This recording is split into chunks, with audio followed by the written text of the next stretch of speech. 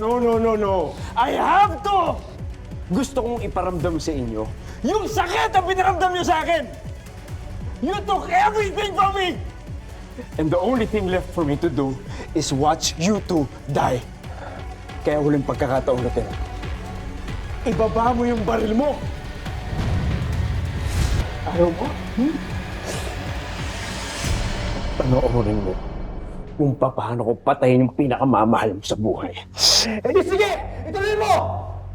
Pero sinisiguro ko sa'yo, ito magiging katapusan mo. Mapatay mo man si Bobby, sigurado akong habang buhay mong pagsisisihan yung mga kasalanan mo. Ganun. Teka, Glenn, sandali. Ano, Tonyo? Ano? Sabi mo? Okay lang na mamatay ako, basta mahuli yung si Glenn? Ha?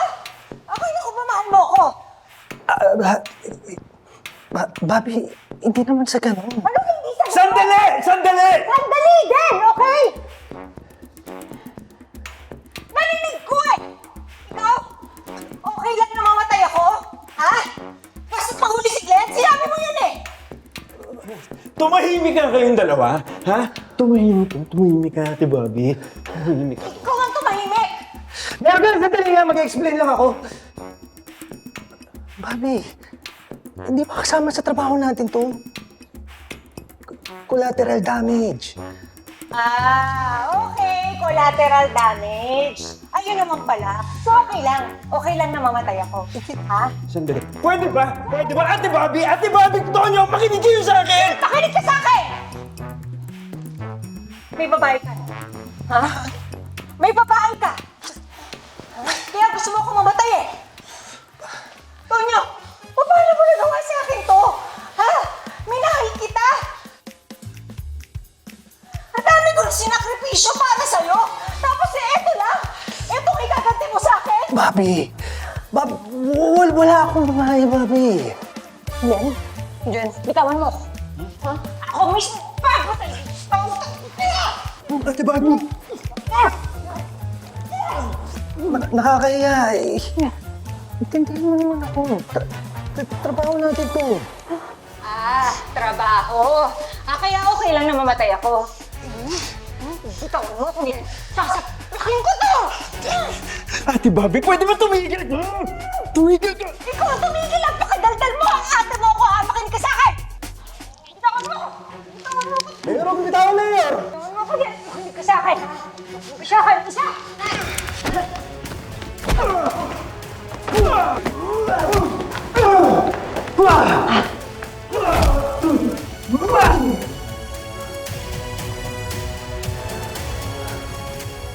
Uto-uto pala to si Mayor eh.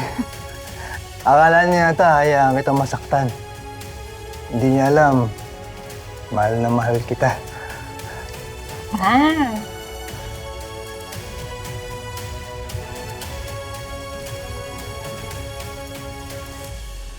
Dok, okay lang mo kayo? Konti! Mission accomplished, Chief. Good job. Sige, sir. Sir, paano nyo nga pala nalaman yung safe house ni Glenn?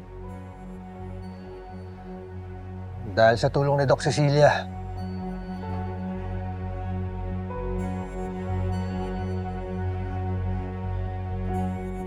Cecilia, Eric?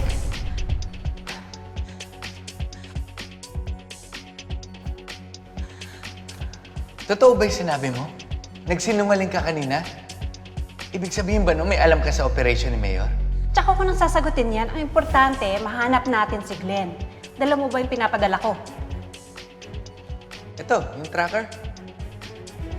Pakiramdam ko pupuntahan ako ni Glenn. At kapag pinuntahan niya ako, sasama ako. At dahil dito, matatrack niyo ako. Cecilia, hindi ba delikado yan? Baka mahuli ka ni Mayor. Don't worry, Eric. Hindi ako sasaktan ni Glenn.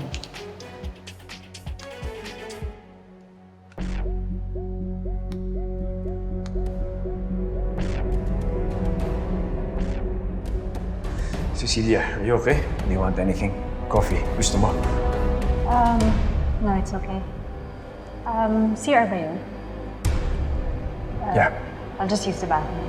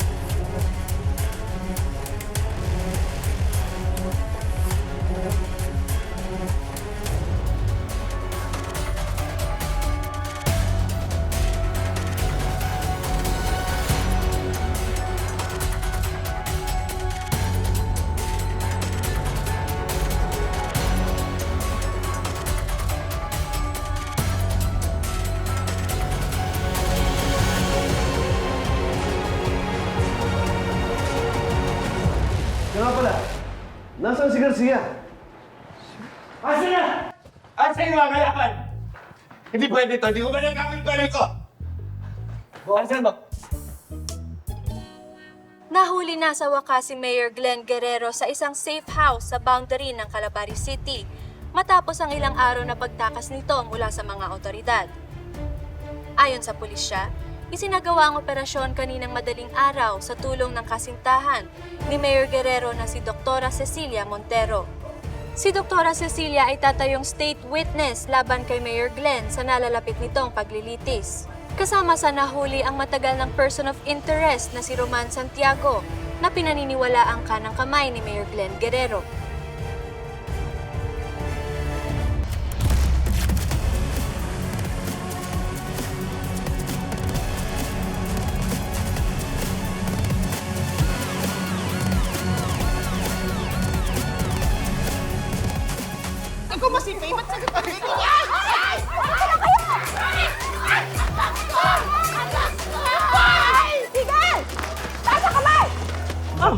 Huwag kang kikilos.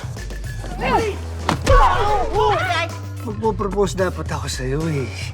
Roberta Bobby Enriquez. Will you marry me?